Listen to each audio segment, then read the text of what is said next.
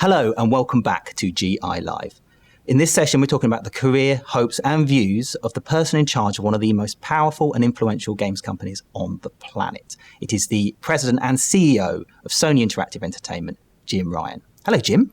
Hey, Chris. Nice to see you. Nice to see you in person. Yes, it's been a while. It's been. We were talking about how long it's been, but I don't really want to talk about that because it's been a while. And I was actually, before this, I was trying to think about the pandemic really and all the things that's happened in the last 18 months. And I know it's been challenging for everybody, and it's been for PlayStation, there's been some delays and there's, manufacturing issues, all this sort of thing that you've had to deal with. But when I look at what you've achieved, the games you released, Last of Us, Ghost of Tsushima, Spider-Man, Ratchet & Clank, Returnal, you've acquired a load of businesses, you've bought some game studios, and then the PS5 has got off to a huge start. You must be feeling pretty happy. Yeah, it's been quite a ride the last 18 months. We closed the offices in March 2020, like everybody, and then I flew back. But my kind of lifestyle has been quite unusual, and it feels like I'm spending most of my life working in the dark. I get up and I start very, very early in the morning, crossover with Japan, and then I break, and then I start again for crossover with the States. So it almost, I don't get to see that much daylight a lot of the time. So that's been weird. Wow. But, really, really proud and happy with what the team has managed to achieve over that period. And you listed it out. I mean, the great games in 2020 with Ghost of Tsushima and Last of Us Part 2, and then obviously the launch. That was quite something to do that from a dining room table in Highgate in North London. It was a fairly unusual experience, and not one I care to repeat, but it was quite a blast going through it. Yeah, I've never known a console launch like it. It was launching the PlayStation 5 without actually being able to hands-on with it. And then people, the demand was there. People came out for it, didn't they? It's been great. Yeah, you touched on the difficulties of making the machine, and in a pandemic, it's obviously extremely challenging. But I'm so happy and so proud that we've managed to get to 10 million sold through faster than we've ever done it before. And I think there's tons of demand out there, but to actually be able to build the machines, get them over from China, get them into the stores and sold through, it's been quite a heroic effort. One of the things that I really liked, we talked about this before, but the play at home stuff that you did when the pandemic hit, a couple of games to sort of keep your fans entertained, I guess, while they were locked down, and then that's kept going, and you've done more and more and more, and I didn't realize it was still going. Yeah, we did two waves. We it struck us as everybody was struggling with the first lockdown. We thought, this would be a nice thing to do. We were able to do it, and very happy with the reaction. And then we kind of got through Christmas and started lockdown again, and everybody was a bit kind of miserable. And we thought, this would be just a nice thing to reprise. And we did it again, spread over a period of actually a number of months. And actually now 60 million games have been downloaded as part of that. Wow. That activity, and we're just so happy to be able to do that for our community. Oh wow! Is it done now? Well, it depends if COVID's done. And then, I think we'll just see. It's one of those things. We'll see how the world evolves, and if lockdown, heaven forbid, if that should continue into 2022 and beyond, who knows? I mean, we might feel we have to do it again for the community. We'll just wait and see. Well, I'll leave the present for a moment because I actually wanted to talk about your career, because I looked this up beforehand. There isn't that much information out there, really. I know that you've been at PlayStation since the beginning. And what did you do back then? So I was hired in 1994, the year before the launch of the first PlayStation. And my assignment was to set up the PlayStation companies in continental Europe. So we had maybe 20 people in this building in London focused on the UK, but we had absolutely nothing in Europe. So I had to, my task was to go out. It was to find offices. It was to hire people, put systems and processes in place, get sales forces, organized distribution. And it started with Germany, and then it was France, Italy, Spain, Switzerland, Austria, Scandinavia. So it was a really tasking and challenging, but ultimately very fulfilling couple of years doing that. Yeah, it must have been great. What do you remember from that time? I think, did you ever read somewhere that you were actually taking the furniture into the office? Yeah, I took a lease on an office in Frankfurt, and we realized that there weren't any desks or chairs in there. So there wasn't much money lying around at that time, because we hadn't sold anything, so there was no cash. So we ended up going down to IKEA and buying the desks. And after that, trying to work out whether we had enough money to pay somebody to assemble them, or whether we were going to have to do that ourselves. And actually,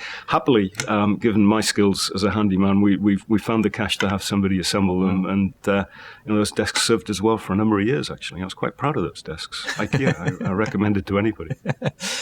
So do you remember the first time you played PlayStation? Yes. The first game, and you may or not remember this game, was actually Jumping Flash, which was a platformer from our Japan studio.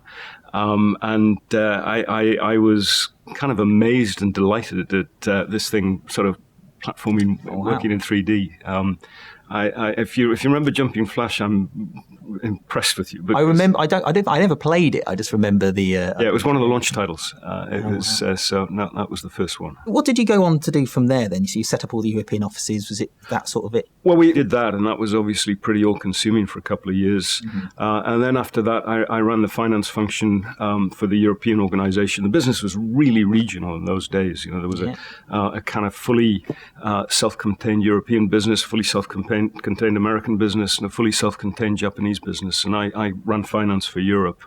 And then kind of went through the PS1 cycle, and then we got to PS2, which was a different experience. Yeah, well, I bet it was. I was going to... Well, PS1 was obviously very successful anyway, but the PlayStation 2 is the most successful platform of all time. It ended up being the most successful, but what people actually forget is that in Europe it was really difficult at the start. We're talking about 99, 2000, and European economies were in a mess, and there was no euro, so we had £299, we had 800 Deutschmarks, we had 2,100 French francs, 2,000 pesetas, 40,000 lira, all of this. So it was really messy and really difficult. And the US was going well, and Japan was going well, but we couldn't sell anything in Europe. And we actually, the leadership of which I was part, was summoned over to Tokyo to sit with Ken Kutaragi, the father of PlayStation. Yeah. And Ken is a sort of very imposing figure, sort of personally, but also at an industry level. And Ken sat us down and he just said, please change your inefficient business. So we kind of, Ken, that's great advice. We'll go ahead and we'll do that. And so we returned, and we obviously we resolved to do better. And the rest is history, because Europe actually ended up the lead territory with PS2. And one of the things I'm proud about there is that we kind of pushed the envelope. We opened up markets that had never had any sort of gaming culture ever. Middle East, people had never played video games before PlayStation in the Middle East. Russia, tiny gaming industry before PlayStation. Spain, very, very small gaming industry before PlayStation. And so we kind of really pushed the envelope geographically. And then also, one of the things that we concluded was trying to broaden the audience, and we had the social gaming phenomenon of SingStar and Buzz, which really kind of shifted the demographic to places again that we'd never been to before, and I don't think gaming had ever been to before. No, and then that continued with the Wii and the DS, and then it sort of moved on to, I guess, mobile and smartphones. And from there it went. Yes, exactly. Yeah. I was going to ask you gave me a great anecdote there. I was going to ask you about if there's what do you think the key moments were in those 27 years you've been at PlayStation? Or I guess I think a lot of us know what the key moments for PlayStation were, but maybe the key moments for you were, I guess, that moment with... That was pretty formative and pretty character forming, actually. I think, I'd have to go back to the PS4 launch. We'd obviously struggled our way through PS3, which had a number of well-documented challenges, and I think we were were all kind of weary and exhausted. And I think the big moment was E3 in 2013, where I don't know if you were there or not, but it was that was a big moment, and we just kind of thought, wow, we can do this, and maybe PlayStation is back. So that was one, and then the other one would obviously be the PS5 launch last year, and a sort of odd, almost surreal series of events for all sorts of reasons. As I say, doing this launch from the dining room table in North London with colleagues, most of my colleagues on the west coast of America, many thousands of miles and 8 hours away, and the other colleagues in Japan, the same number of thousands of miles away, but in an opposite direction and opposite time zones. So I learned an awful lot from that. Yeah.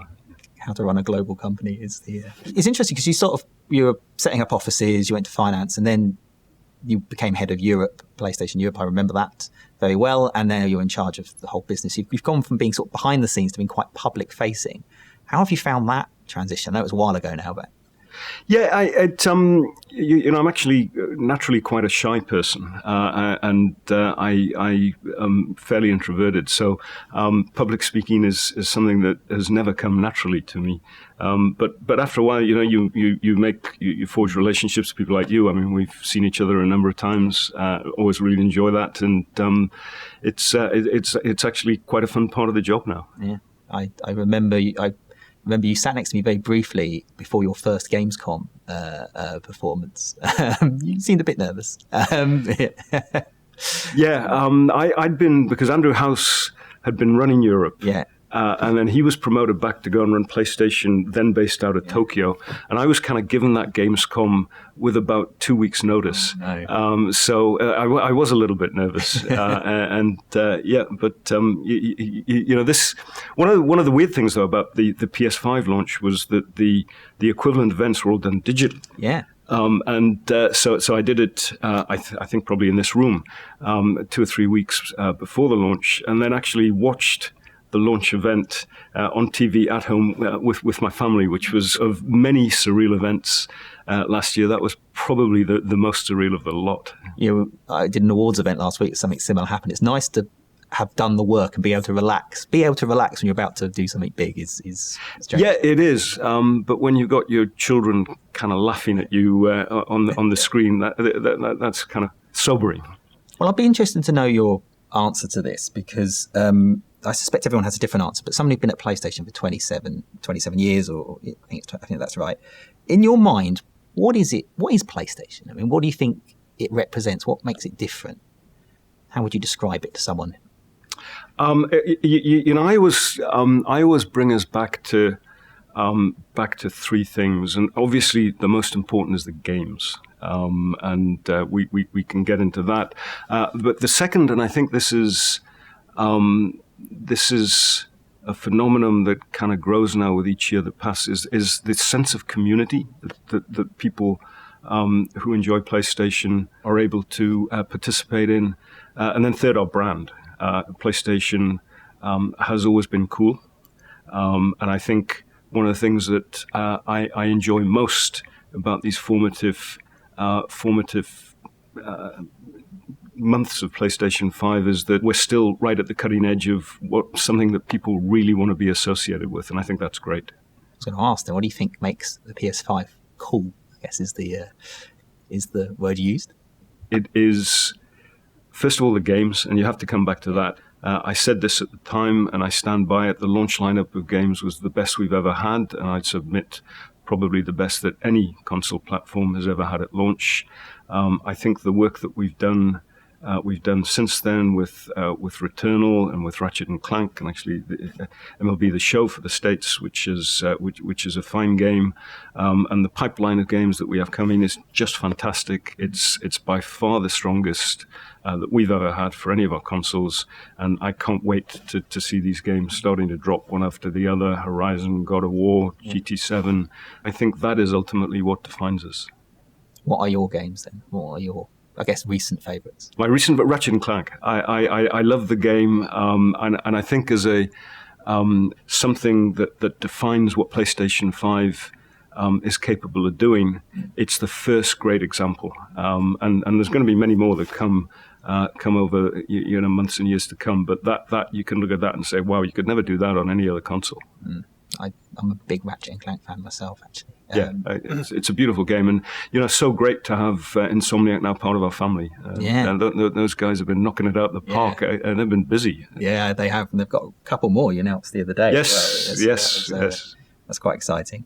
Well, I guess the question now is what next? But I can predict in the future, particularly in this industry, can be a fool's game, I think. There's lots of talk about streaming and cloud not streaming and subscriptions, VR and metaverses and all sorts. But what developments that are going on at the moment are exciting you the most? When you stand back, I think one of the thing that really excites me the most is that gaming is becoming more ubiquitous, and that ubiquity increases. With every year, with each generation of consoles, you can see it. The gaming is appealing to an older demographic. Mm-hmm. It's appealing to a younger demographic. Gender parity increases with every year that passes. The depth of engagement of that community increases. And, the geographic level, the number of people in markets that have never had any sort of gaming culture are starting to be able to access gaming. And I think that phenomenon is so exciting in terms of what it means for people who make games, in terms of a massively expanding audience. And I sort of stand back, and this may have quite some time span attached to it, but I see no reason why gaming shouldn't be as ubiquitous as music, movies, or TV shows. And if you think about that, the implications of that for the people who make games and the people who play games are potentially really amazing and really powerful. Does anything need to happen to accelerate that expansion, do you think, to help reach new people? Is it just naturally happening? I think it's largely will happen organically. Mm-hmm. The people like you who started off with PlayStation 1 in the 1990s, aged... I don't know what it was. You don't know. But people who were maybe 18 in 1995, those people are now in their mid to late 40s. Yeah. And so many of them are still with us, and that will continue. Those people are going to carry on playing games, different sorts of games, different play patterns. But so that the passage of time is going to organically assist that ubiquity. And one of the things that I like about what we're doing is that we appear to be resonating extremely well with a very young audience at the same time, which is one of the reasons that I am really positive about PlayStation 5. But this isn't just a PlayStation phenomenon. It's an entertainment phenomenon. I also think technology will help, and I think this is an area where we are particularly well placed to enjoy, because I think as each generation of technology comes along, processing power increases, graphics power increases, which are, in the abstract, absolutely meaningless. But to the extent that they empower the art of storytelling, they empower the ability to portray character, to portray emotion, to portray personality, particularly the high-end gaming experiences are going to become more and more lifelike. They're going to become richer, more emotionally engaging. And I think that will lead to an increasing convergence with other forms of entertainment, particularly cinema, and I think that will accelerate this process of ubiquity. I guess the pandemic also accelerated things a little bit, didn't it, as well? It certainly did. Yeah. Yes, we've spoken about Play at Home, which was very instrumental in helping secure the engagement of the community. But every gaming company, by and large, experienced considerable interest in the games that they were making, and some of that will persist. And we welcome it, and we're happy to try and give these people as many games to play as we possibly can. It's nice as well that games isn't quite, there's still people that don't trust it, older perhaps generations that aren't so used to it. So it's nice to see it sort of become accepted a bit. That's what I feel has happened. I'm wary I've taken probably way too much of your time. So I'm going to ask one final question. You kind of may have answered it just a moment ago, which is that with all the things that are sort of happening with PS5 and actually no, just generally about the future of video games, what do you hope will happen in the future? What is your hopes for the future? I hope I hope the PlayStation 5, and I really believe the PlayStation 5 will be Sony's biggest and best and most loved PlayStation yet. I hope that will happen. I'd also like to see a world where the games that we make at PlayStation can be enjoyed by many, many tens of millions of people, perhaps hundreds of millions of people. Because right now, success with the existing console model, a really great PlayStation hit, you're talking 10 or 20 million people able to play that game. And if you compare that, and we're talking about games stacking up against music, we're talking about games stacking up against movies. Music and movies, they can be enjoyed by almost limitless audiences. And I think some of the art that our studios are making is some of the finest entertainment that's been made anywhere in the world. And to kind of gate the audience for the wonderful art, the wonderful entertainment these studios are making, to gate the audience for that at 20 or 30 million frustrates me. And I'd love to see a world where hundreds of millions of people can enjoy those games. Well, I would too. Understand why we do what we do, I think. Yeah. Well, thank you so much, Jim. It's a pleasure to talk to you, as it always is. And thank you, everyone who's watching. That's it for GI Live today. We'll be back tomorrow with Warner Music, who are going to be talking to us about, oddly, the convergence of music in the games industry. But yeah, until then, have a good one.